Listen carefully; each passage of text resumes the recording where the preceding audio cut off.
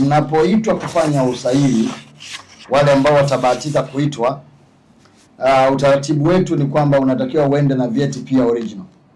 Yaani vile vyeti vyako vinavyotakiwa vya shule, ikiwemo vya sekondari na vya chuo viwe original.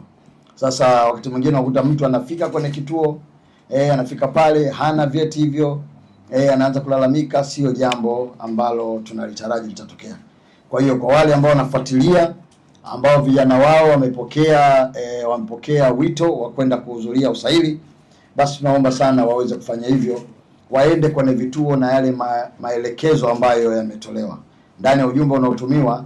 Nao pia kuna vitu ambavyo umeambiwa kwamba uende navyo, kwa hiyo hakikisha kwamba siku hiyo unakuwa navyo. Lakini pamoja na hilo pia nataka kutoa taarifa kwamba zoezi hili Mungu akitujalia heri tunataraji kulikamilisha mwezi Januari. Kwa hiyo sisi kwa spidi ambayo tumeanza wizarani pale, manake kabla siku 100 zile za Mheshimiwa Rais ambazo alizisema jambo hili litakuwa limekwisha. Kwa hiyo tunaweza kuona kwamba sasa serikali ya awamu ya 6 kipindi cha pili inakwenda kwa spidi ya namna gani chini ya uongozi wa Mheshimiwa Dr. Samia Suluhu Hassan.